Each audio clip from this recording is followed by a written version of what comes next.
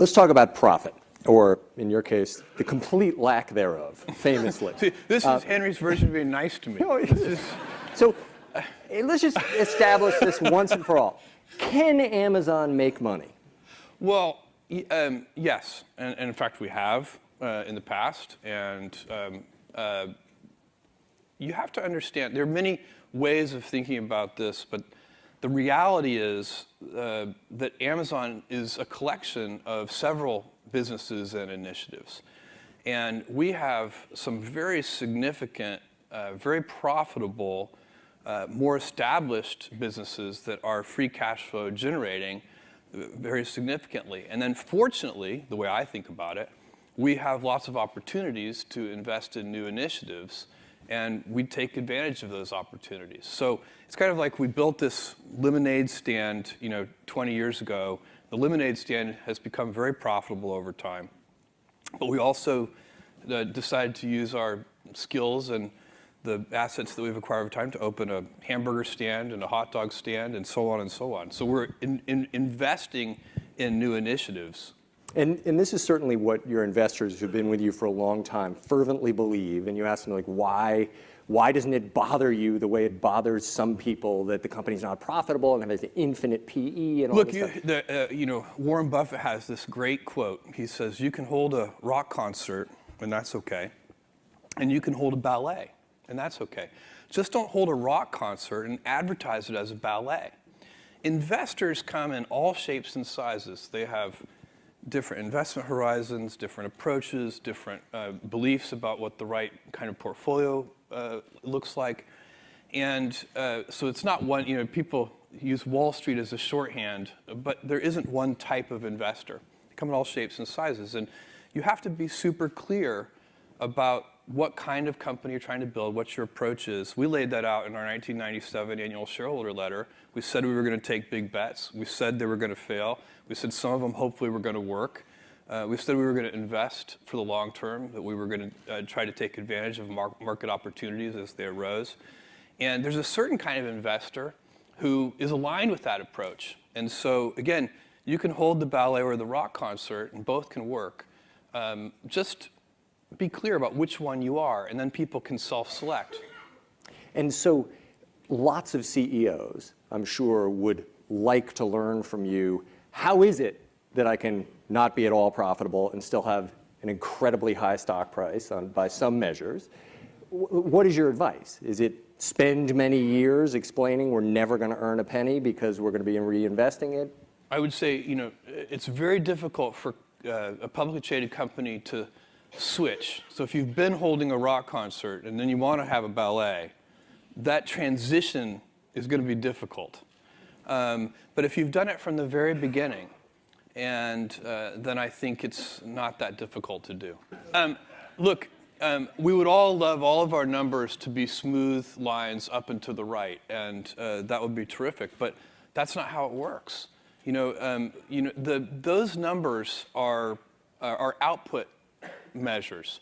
And I guess you could try to manage your quarterly earnings very precisely, but I think personally that would be a mistake. Most of the work that we put into any particular quarter happened years ago. So it's not, there aren't that many knobs you can turn during a quarter. I mean, you can, but they're like eating your seed corn if you turn those knobs. You don't want to do that. And so people, I think if you focus on the controllable inputs to your business instead of the outputs, in the long term, you get better results. So the Benjamin Graham quote here is that in the short term, the stock market is a voting machine. In the long term, it's a weighing machine. And I think people are well advised to build a company that wants to be weighed and not voted upon. And that means having good return on invested capital and having lots of free cash flow. But if you said to me, if I said, here's a job I would reject. If somebody came up to me and said, Jeff, I want your job to be to drive up the Amazon stock price and just manage that directly. Now, this might sound ridiculous to some of you, but many companies actually do this. They actually go out and they try to sell the stock. That's kind of the final output. And it's much better to say, okay, let's not do that. That's not going to be sustainable. It's kind of a silly approach. What are the inputs to a higher stock price? And you say, okay, well, free cash flow and return on invested capital are inputs to a higher stock price. Okay, so let's keep working backwards. What are the inputs to free cash flow? And you keep working backwards until you get to something that's controllable. And a controllable input for free cash flow would be something like lower cost structure. And then you back up from there and you say, okay, well, if we can improve our picking efficiency in our fulfillment centers and reduce defects. Defects are very, very costly. It's probably, reducing defects at the root is one of the best ways to lower cost structure. And so then that starts to be a job you would accept. You would say, if you're a reasonable person, you would say, I have no idea how to drive up the stock price. I can't manage that directly. It's not a controllable input. But I can make your picking algorithms more efficient. And that will reduce cost structure, and then follow that chain all along the way. That's what you do in all of these businesses. You want customer obsession. You want to invent your way out of boxes. You want to invent your way into the future. You want to be patient, and you want to have operational excellence so that you're finding defects at the root and fixing them. You talk about what a lot of CEOs do in terms of trying to drive up the stock price, selling the stock. You told me something when we were outside extraordinary, which is that you spend 6 hours a year on investor relations. Mm-hmm. And we do a lot of things unusual there. So we don't meet with our biggest investors. We meet with investors who have low portfolio turns. So investors that have many investment funds have very high portfolio turns. They turn their portfolio multiple times per year. They're not really investors, they're traders. There's nothing wrong with that. It's just a different thing. But where you're going to spend your time and your energy is one of the most important decisions you get to make in life. We all have a limited amount of time, and where you spend it and how you spend it is just an incredibly levered way to think about the world. And so if you're going to spend time explaining the stock or the company, really, we don't really explain the stock, we explain the company to people. You should do it to people who are long-term investors rather than traders. That's our point of view. And what do you say to employees when you obviously have some traders in the stock who are not happy and suddenly the stock is down 25% after a quarter? Well, since 1997, at almost every all-hands meeting, we have 2 all-hands meetings a year.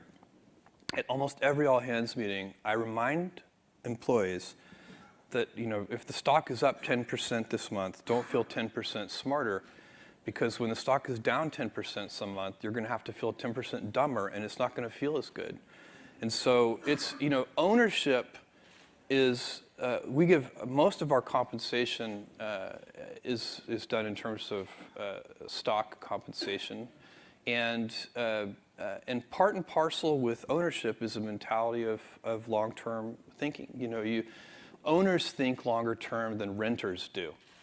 So I have a friend who rented his house to some tenants, and instead of getting a Christmas tree stand at Christmas, they just nailed the Christmas tree into the hardwood floors of the house. No owner would ever do that, but sometimes that's a bad tenant. They're good tenants, but that's a bad tenant, and it's because this is the same old thing about nobody ever washed a rental car, and you take better care of the things that you own, but one of the responsibilities of ownership, and definitely deep inside the Amazon culture, is to think about the fundamentals of the business and not the daily fluctuations in the stock price. There's